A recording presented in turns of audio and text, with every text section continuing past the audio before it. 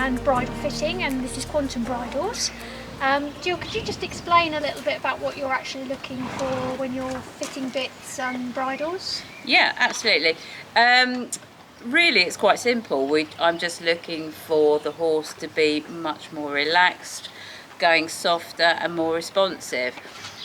What happens is, with any bit, they're trying to, when you're trying to communicate with the horse, that you actually get a miscommunication from some bits, and that can be primarily down to mouth conformation. Simply the fact that the horse may not be able to accommodate that in its mouth, whether the shape of the bit is sitting too far forward. It's quite common now for a lot of horses to be quite short front of lip to corner. So as much as the bits are beautifully designed these days, they are shaped to accommodate the horse's tongue. It actually has a bit of a negative effect for those types of horses, that it actually sits too far forward. Then we saw that today, didn't we? With a couple, and actually there was I think 3 out of however many today that actually presented like that.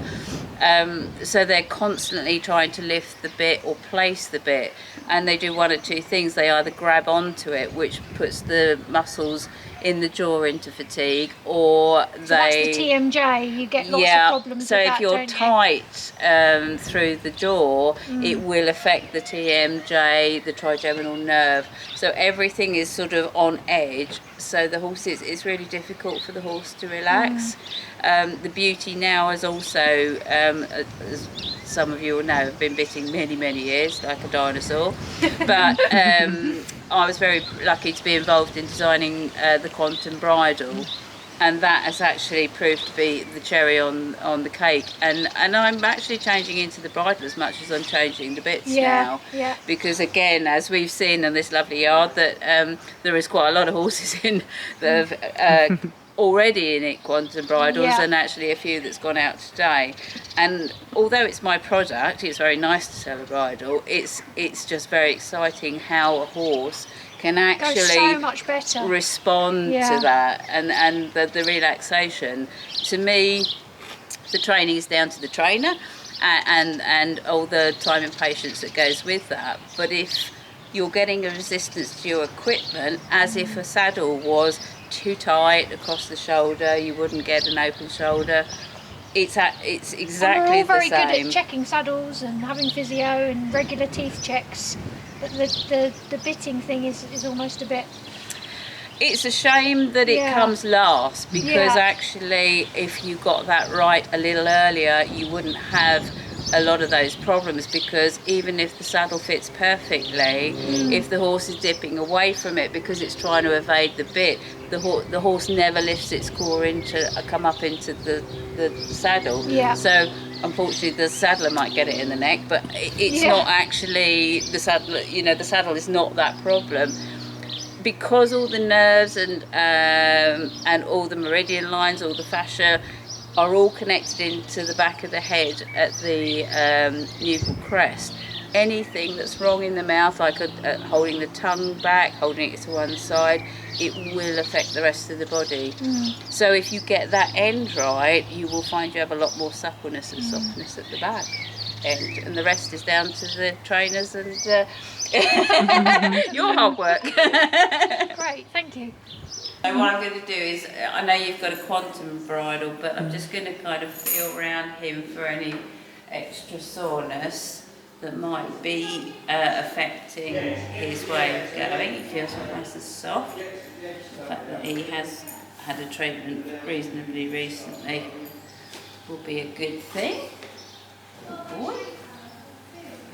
Yeah, he's definitely very short from front of lip to corner, which again, with Julie's horse, when the bit sits too far forward, it actually is quite difficult for them to keep lifting it, and makes the jaw very tight, so the muscles go into fatigue, and then everything else kind of goes out the window. So I'm just popping my thumb in there to see what space he's got, and actually even just be careful not to lose my thumb.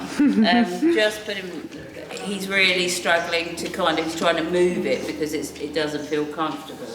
So So the real shape, and his tongue is really, I mean, it is a big, you know, the big muscle through the body that connects to the sternum, but Wow. the strength of it, he's really obviously conscious of trying to get it out the way. Although he's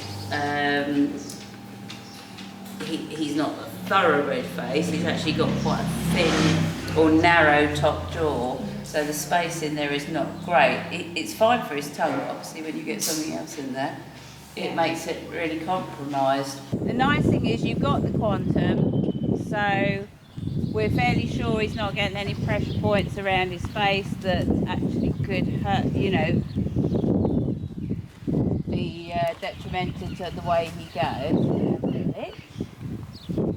Behind the ear, sort of mid-section, he looks quite tight there, where he's kind of propped himself a little bit, and then just in front of the shoulder, that muscle there looks a little bit weak, where he's not stretching forward from wither to ear. You've got those little wrinkles sort of just in front of the wither. So yeah, that's better. So then the walk changes because he's more engaged.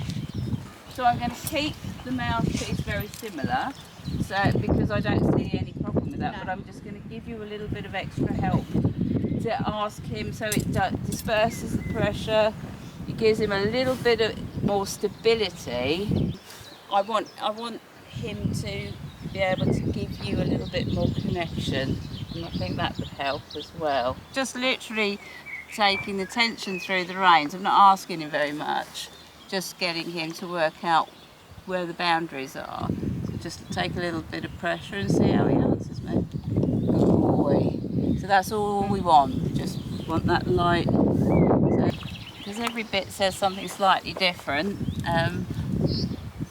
Thing is, when he has to work like that, he's got to lift his core, so it is actually a lot more harder work. And when they start changing their way of going, I do say to people, be careful in the first instance, because they're using muscles that perhaps they haven't used before.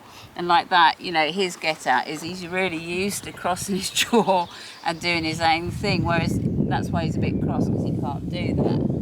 So, okay, let's pop you on again, see what you feel the difference is.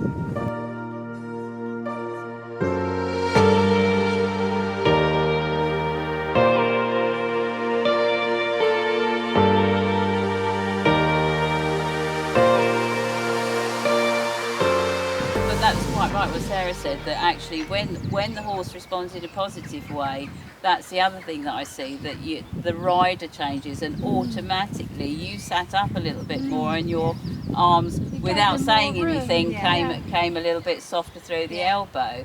So the more you in time get that feel, the more it will kind of reinforce it for you as well. But yeah, well done, brilliant. And he's very sweet, a bit cheeky. Oh, back to bed. Oh.